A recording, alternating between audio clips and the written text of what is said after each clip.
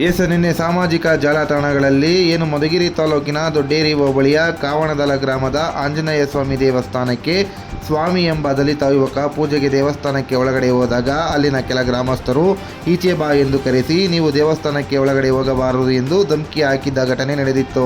ಈ ಸಂಬಂಧ ಈ ದಿನ ತಾಲೂಕು ದಂಡಾಧಿಕಾರಿಗಳು, ಪೊಲೀಸ್ ಅಧಿಕಾರಿಗಳು ಕಾವಣದಲ ಗ್ರಾಮಕ್ಕೆ ಭೇಟಿ ನೀಡಿ ಕಾವಣದಲ ಗ್ರಾಮದ ಹಾಗೂ ಸುತ್ತಮುತ್ತಲಿನ ಗ್ರಾಮಸ್ಥರನ್ನು ಒಗ್ಗೂಡಿಸಿ ಶಾಂತಿ ಸಭೆ ನಡೆಸಿ ಅಸ್ಪೃಶ್ಯತೆ ಆಚರಣೆ ಮಾಡದಂತೆ ಹಾಗೂ ಗ್ರಾಮದಲ್ಲಿ ಎಲ್ಲ ಜನಾಂಗದವರು ಪುಣ್ಯವಾಗಿ ದೇವಸ್ಥಾನದ ಪೂಜೆ ಕೈಂಕರ್ಯಗಳಲ್ಲಿ ಭಾಗವಹಿಸುವಂತೆ ತಿಳುವಳಿಕೆ ನೀಡಿದರು.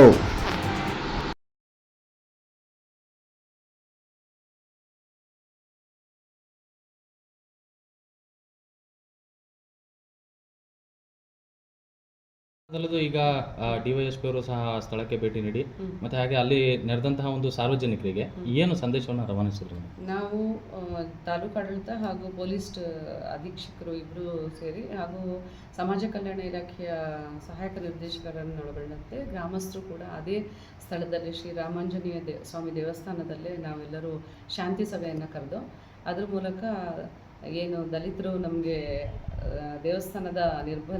ದೇವಸ್ಥಾನದೊಳಗಡೆ ಪ್ರವೇಶ ಮಾಡೋದನ್ನು ನಿರ್ಬಂಧಿಸ್ತಾ ಇದ್ದಾರೆ ಅಂತ ತಿಳಿಸಿದ ಮೇರೆಗೆ ಅವರಿಗೆ ಅಲ್ಲೇ ದೇವಸ್ಥಾನದೊಳಗಡೆ ಪ್ರವೇಶಾವಕಾಶವನ್ನು ಕಲ್ಪಿಸಿ ಅವರಿಗೆ ಅಲ್ಲೇ ಪೂಜೆ ಮಾಡಿ ಅವಕಾಶವನ್ನು ಕಲ್ಪಿಸಲಾಗಿದೆ. ಹಾಗೆಯೇ ಎಲ್ಲರಿಗೂ ಮುಕ್ತ ಅವಕಾಶ ಇದೆ ಎಂಬ ಸಂದೇಶವನ್ನು ಸಾರಿದ್ದೇವೆ.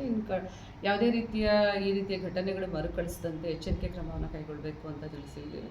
ಆದರೂ ಕೂಡ ಅಂಥ ಘಟನೆಗಳು ಸಂಭವಿಸಿದರೆ ನಾವು ಅಗತ್ಯ ಕಾನೂನು ಕ್ರಮವನ್ನು ಕೈಗೊಳ್ತೇವೆ. ಅಂದರೆ ಈಗ ಅಲ್ಲಿನ ಜನ ಯಾವ ರೀತಿ ಸ್ಪಂದಿಸಿದ್ರು ಮೇಡಮ್? ನೀವು ಅಲ್ಲಿ ಹೋಗಿ ಭೇಟಿ ನೀಡಿ ಅವರಿಗೆ ಶಾಂತಿ ಸಭೆ ಮಾಡಿದಂಥ ಸಂದರ್ಭದಲ್ಲಿ ಜನರ ಒಂದು ಸ್ಪಂದನೆ ಯಾವ ರೀತಿಯಾಗಿದೆ? ಜನ ಏನು ಹೇಳ್ತಾರೆ, ನಾವು ಎಲ್ಲರಿಗೂ ಅವಕಾಶ ಮಾಡಿಕೊಟ್ಟಿದ್ದೀವಿ ಅಂತಾರೆ. ಆದರೆ ಕೆಲವರು ನಿನ್ನೆ ಯೂತ್ಸ್ ಏನಿದ್ರು ಅಲ್ಲಿ ಅವರು ಅವಕಾಶ ಮಾಡಿಕೊಟ್ಟಿರಲಿಲ್ಲ ಅಂತ ಹೇಳಿದ್ರು. ಹಾಗಾಗಿ ನಾವು ಅಲ್ಲೇ ಆ ದೇವಸ್ಥಾನದ ಅರ್ಚಕರ ಸಮ್ಮುಖದಲ್ಲೇ ದೇವಸ್ಥಾನವನ್ನು ತೆರೆಸಿ ಅವರಿಗೆ ಅವಕಾಶವನ್ನು ಕಲ್ಪಿಸಿಕೊಟ್ಟಿದ್ದೀವಿ.